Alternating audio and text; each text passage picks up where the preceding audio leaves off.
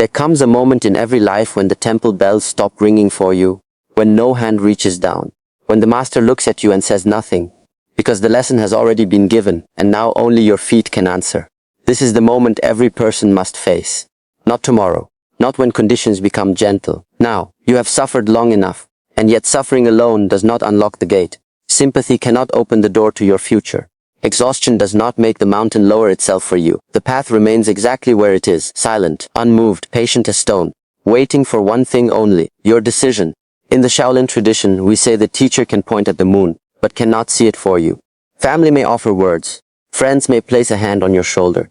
A master may show the direction of the wind. Yet the single step that changes the shape of your entire existence, belongs only to the one who breathes this life. As long as you wait for an outside force, a rescue, a sign, a perfect alignment of stars, you place your destiny into hands that are not yours. This hope, it feels warm, like a small fire in winter. But slowly, quietly, it builds walls around you. The warmth becomes a cage. You wait for inspiration to arrive like a visitor, for fear to disappear before you move, for confidence to return like a lost friend, for the perfect moment that never announces itself. And the years pass, the seasons turn, and your position remains almost unchanged. The truth can cut. But in Shaolin, we learn that the blade which cuts also frees. The moment you accept that no miracle descends from the skies, something shifts beneath your ribs. You begin to feel a strength you have been neglecting. A quiet power that was always present, waiting beneath the noise of your waiting. Growth does not begin with applause. It does not begin when others are watching. It begins in a small, quiet room. A room where you can no longer wear the robe of the victim. In that silence, the past returns, all its wounds. All its failures, the betrayals, the doors that closed, the words left unspoken. They come like old monks returning to the temple, asking to be seen. These experiences leave marks, yes, but they do not hold the brush that writes the rest of your story. The pain you have endured is one chapter, one season, not the entire scripture of your life. The greatest tragedy is not being struck down. In martial arts, we fall thousands of times. That is training. The tragedy is choosing to remain on the ground and whispering the word fate as though it were a blanket. People take old circumstances and build them into walls. They repeat what happened to them like a sutra, using it as proof that the forward path is closed.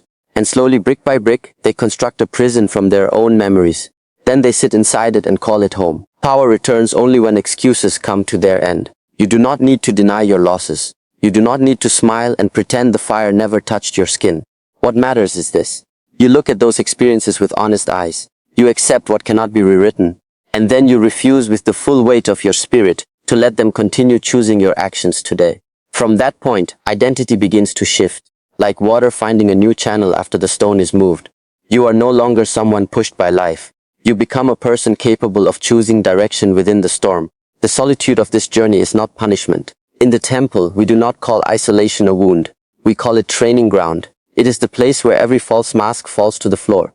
When the noise of the world disappears, you discover whether your word to yourself carries any weight at all. A small promise broken repeatedly weakens the spine from within. A simple commitment honored, day after day, rebuilds the self-respect that was slowly worn to dust. Change does not need thunder. It does not need a dramatic act witnessed by crowds.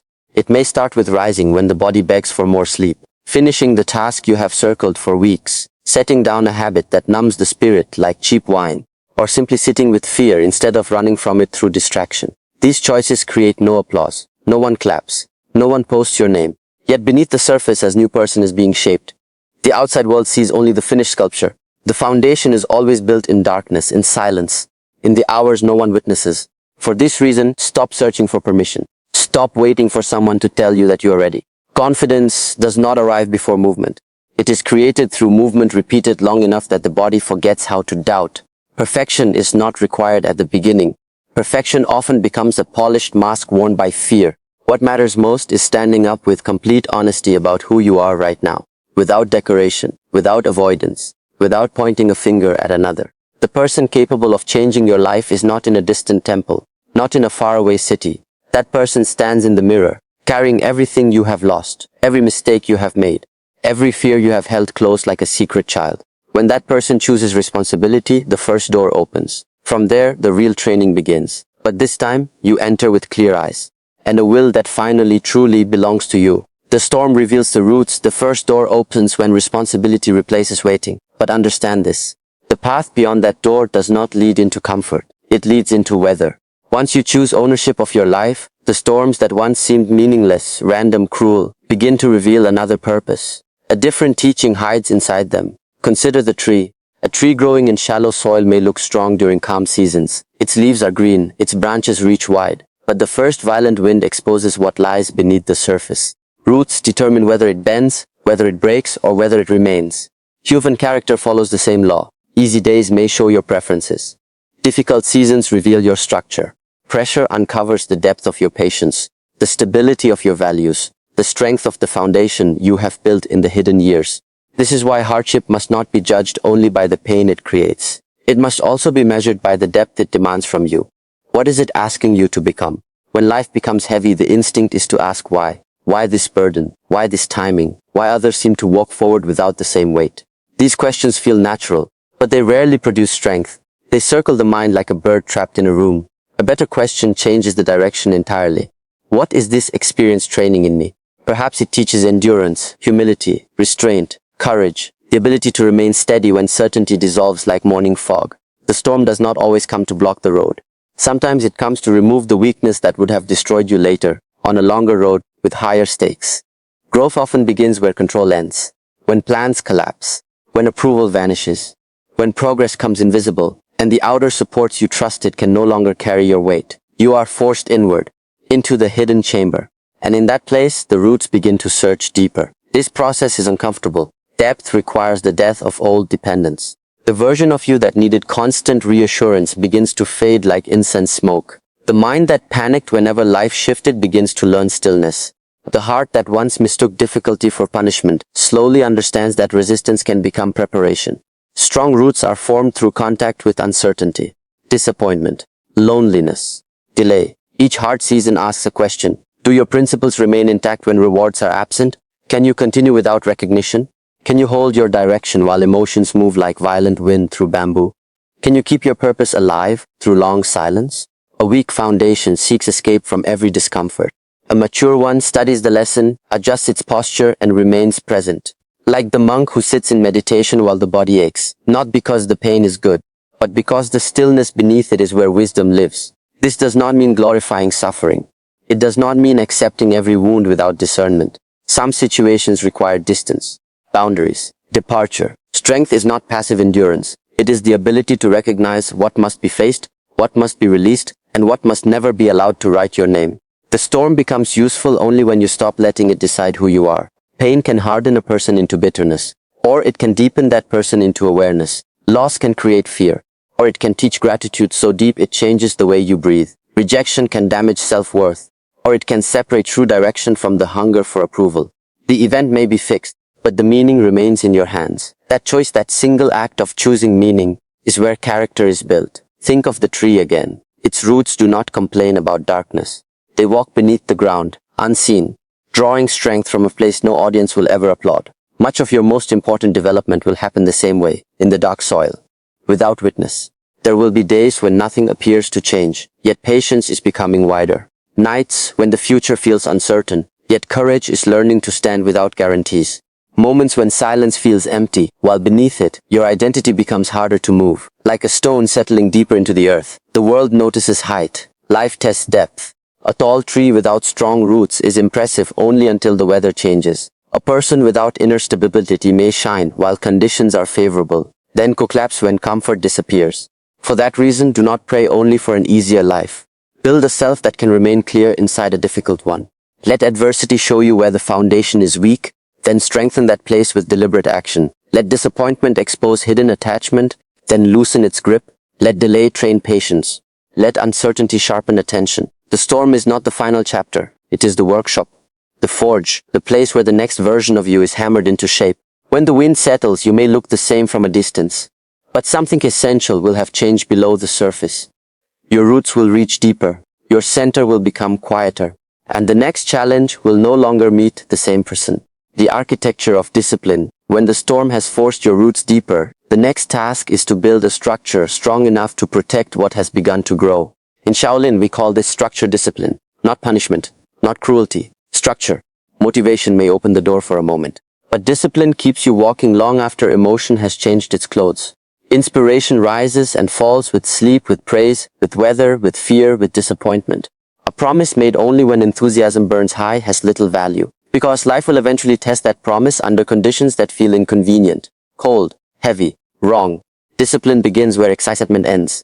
It is the quiet agreement between who you are today and who you intend to become. No audience is required, no celebration is expected, no reward needs to appear before the work is finished. The work is completed because your word must carry weight. Because in the temple of your own life, your word is the only scripture that matters. Every commitment honored becomes another stone in the foundation of self-trust. Each abandoned intention removes one. This is why broken promises to yourself are never small. They teach the mind that your decisions can be ignored. After enough repetition, hesitation becomes natural. Confidence weakens. The distance between intention and action grows wider, like two banks of a river slowly drifting apart. A person may speak boldly about goals while secretly doubting every sentence, because the inner record remembers. It remembers how often those words were betrayed. Confidence is not built through positive language alone. It is earned through evidence. Waking when you said you would wake. Completing the task you wish to avoid. Training when comfort whispers later. Remaining focused when distraction offers its sweet relief. These actions create proof. Proof that you can rely on yourself. And that proof is more valuable than any applause the world could give. The process may appear ordinary from the outside, yet something powerful is being constructed beneath the surface. Character is taking form through repetition, like a river shaping stone, not through one great strike but through 10,000 patient touches. Discipline is not cruelty toward the self. In Shaolin, we do not train to destroy the body, we train to free it. Discipline is a form of respect. It means refusing to sacrifice the future for a temporary mood. Rest has value. Recovery is necessary. Limits must be understood. But weakness should not be disguised as wisdom. There is a difference between pausing with intention and escaping through convenience. One preserves strength, the other slowly dissolves it. Mature discipline requires clear judgment. It knows when to push, when to recover, and when to return without drama. It does not depend on punishment, it depends on alignment.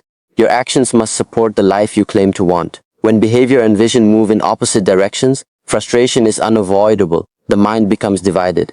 Energy is wasted. Progress remains uncertain, like a boat with two oars pulling in different directions. Alignment restores order.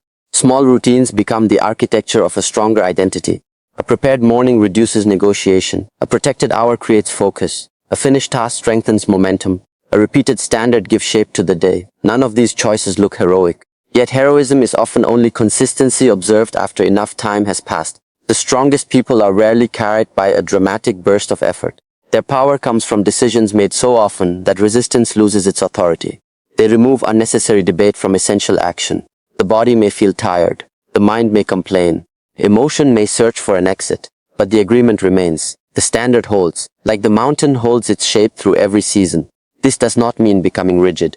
True discipline includes awareness. It listens without surrendering leadership. Feelings are recognized, then placed in their proper position. They become information, not commands. Fear may speak, but it does not choose the direction. Laziness may appear, but it does not receive the throne. Doubt may enter the room, yet the work continues. Over time, the inner voice changes. It becomes calmer, because it no longer needs to persuade itself every morning. The standard has already been decided. The debate is closed. The path is chosen. That is the hidden freedom within discipline. What once felt restrictive begins to remove chaos. Time becomes clearer, attention becomes less scattered. Energy stops leaking into endless negotiation with the self. The person you are building no longer asks whether the promise feels comfortable today. The question becomes whether the action belongs to the future you have chosen. With every answer expressed through behavior, the structure grows stronger. Eventually, the world may notice the result.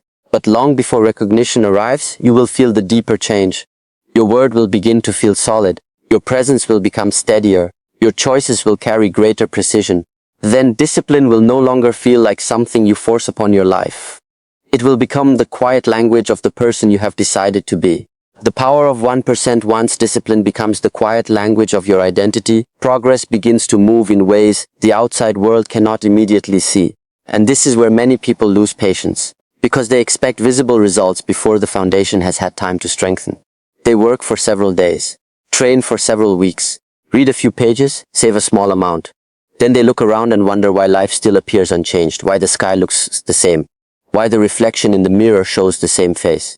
The problem is not always lack of effort. Often, It is the refusal to respect time. A seed does not break through the soil the moment it is planted. Beneath the surface, roots are forming. Moisture is being absorbed. Structure is taking shape. Life is preparing for a future appearance. Nothing seems dramatic, yet something essential is happening in the dark. Personal growth follows the same pattern. The earlier stages are quiet, private, easy to underestimate. One better decision may feel insignificant. A focused hour may seem too small. A healthier meal, a completed workout, a single page of study, a moment of restraint. These may appear incapable of changing an entire life. Still, every choice leaves a mark. Each action becomes a vote for the person you are becoming. One vote does not create an identity, but repeated votes eventually make that identity impossible to deny. The power of 1% lies in its humility. It does not demand a perfect transformation today. It asks for a slight improvement. Then it requests the same honesty tomorrow, and the day after, and the day after that. Over time, these small moves gather weight, like drops of water filling a stone bowl, one patient drop at a time. The mind becomes sharper through regular study. The body becomes stronger through steady training. Financial stability grows through consistent restraint. Inner peace deepens when attention is repeatedly returned to what matters, like a monk returning to the breath each time the mind wanders. None of these changes arrive through a single heroic moment. They emerge through accumulation. Water shapes stone not through force, but through persistence. A river does not create its path with one powerful strike. It continues moving, and the landscape eventually yields. Your habits carry the same quiet authority. They may appear weak when viewed separately, yet together they construct the direction of your entire life. This is why ordinary days matter more than rare moments of inspiration. Destiny is often decided on mornings that feel unimportant, during evenings when nobody is watching, inside choices that seem too small to mention. The future is not built only through major decisions. It is shaped by repeated responses to hunger, fatigue, distraction, fear, and convenience. When comfort invites you to abandon the plan, your answer becomes part of your character. When impatience tells you progress is too slow, continuing becomes an act of faith in the process. In the temple, we do not rush the seasons. We do not command the rice to grow faster. We tend the field. We trust the rhythm. Results often arrive late because growth must first become stable. A tree that rises too quickly without deep roots becomes vulnerable to the first wind. A person who gains attention before developing character can be destroyed by the very success they desired. Invisible preparation is not wasted time. It is protection. The hidden season teaches patience, removes dependence on applause, forces you to value the work before the reward. During this period, comparison becomes dangerous. Looking at another person's harvest can make your own planting seem delayed. Yet you cannot see the years beneath their visible result. You do not know the sacrifices, failures, repetitions, or private corrections that built what now appears effortless. Measure your direction against the person you were yesterday. Ask whether your attention is cleaner, your decisions more deliberate, your standards more stable, your actions more aligned. That is the only comparison that carries truth. Improvement does not always feel powerful while it is happening. Sometimes it feels boring. Sometimes it resembles repetition without proof. That boredom is part of the training. Anyone can continue when progress is obvious. Maturity is revealed when the reward remains hidden. The farmer does not dig up the seed each morning to check whether it is growing. That would destroy the very process he hopes to accelerate. He prepares the soil, provides water, protects the field, and trusts the work taking place beyond sight. Treat your growth with the same wisdom. Stop disturbing the process through constant doubt. Protect the routines that strengthen you. Remove habits that poison the ground. Give attention to what deserves to live. A small improvement repeated with patience will eventually create distance from the life you once accepted. The change may be invisible today, but invisibility does not mean absence. Beneath the surface, your choices are gathering force. Your identity is becoming more defined, and the future is already taking shape through what you practice now. The weight of complete ownership, the future already taking shape through your daily practice, will remain fragile until one deeper decision is made. The decision to accept complete responsibility for the direction of your life. This does not mean pretending that every wound was your fault. It does not require denying the influence of family, culture, loss, betrayal, poverty, or injustice. These things are real. The temple does not ask you to deny reality. It asks you to stop being ruled by it. Whatever happened before cannot be allowed to control what happens next.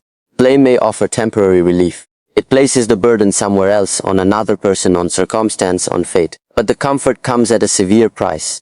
The moment you make another person responsible for your peace, your progress, your discipline, your identity, you also give that person authority over your future.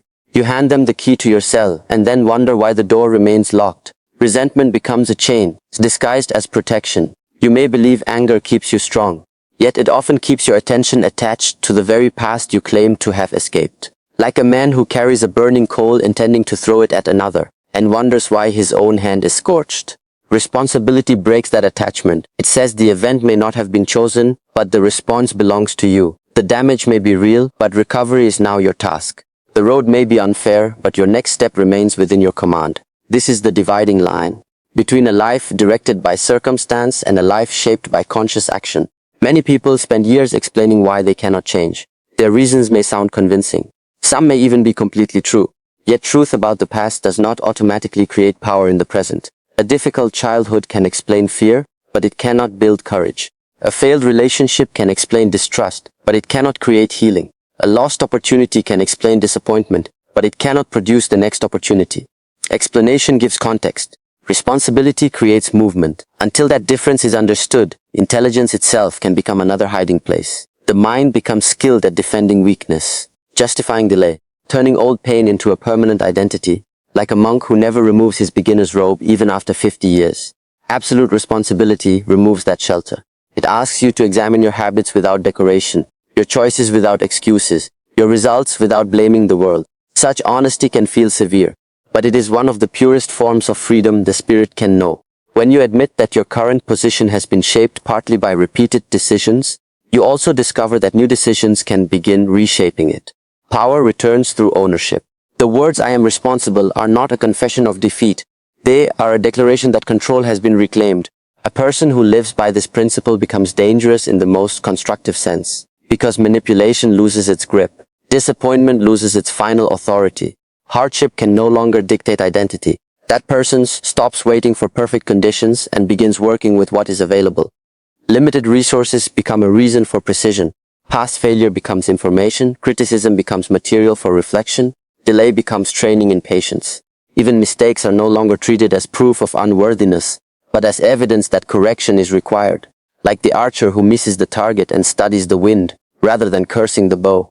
Responsibility does not demand self-hatred, it demands clarity. Shame traps the mind in what was done. Ownership directs attention toward what must be done now. One looks backward without purpose. The other studies the past and then returns to action. This distinction matters because harsh judgment can become another form of avoidance. Be honest without becoming cruel. Admit weakness without turning it into identity. Correct the pattern without destroying the person who is trying to grow. The mature mind understands that accountability and compassion can stand together. Like two hands in prayer. You can acknowledge that you chose poorly, wasted time, ignored warning signs, betrayed your own standards, and still decide that renewal begins today. No permission is required for that decision. The world does not need to agree with your new direction. Former versions of you do not need to approve. Responsibility is private before it becomes visible. It begins in the instant you stop negotiating with facts and start responding to them. Your body reflects how it has been treated. Your finances reveal repeated choices. Your skills display the hours invested. Your peace shows what your attention has been serving. These conditions are not permanent verdicts. They are feedback. Listen carefully, then adjust. The person who accepts feedback without defensiveness becomes difficult to stop, because every result becomes useful. Success confirms alignment. Failure reveals where correction is needed. Resistance exposes the limits that must be strengthened. Once this way of living becomes natural, fate no longer feels like a mysterious force acting from a distance. It becomes the accumulated direction of choices made with awareness. You may not control the weather, but you can prepare the ground. You may not command every outcome, but you can govern effort, focus, standards, and response. That is enough. That has always been enough. When ownership becomes complete, excuses lose their language. The past loses its throne, and the future finally returns to the hands capable of building it. The price that must be paid when responsibility returns the future to your hands, another truth becomes impossible to avoid. Every meaningful life demands a price. Comfort has a cost. Growth has a cost. Delay has a cost. Courage has a cost. The question is never whether pain will appear. The question is which pain will shape you. Discipline asks for effort now. Regret demands payment later. One strengthens character through chosen difficulty. The other weakens the spirit through opportunities abandoned. The pain of discipline may arrive early in the morning when the bed feels warm and the purpose feels distant. It may appear during training when the body asks to stop before the work is complete. It may sit beside you in a quiet room while distraction promises relief and the task in front of you requires full attention. This discomfort is immediate, honest, temporary. It burns because an older version of you is losing control. And that burning is the sign of transformation. Regret feels different. It often enters without noise. At first it looks harmless. Perhaps one more delay, one ignored promise, one chance avoided because fear felt persuasive. Years later, those moments gather into a weight that cannot be dismissed. You begin to imagine the life that might have existed if courage had arrived sooner. The unused talent remains inside you, not as potential, as accusation. That is why regret can be heavier than failure. Failure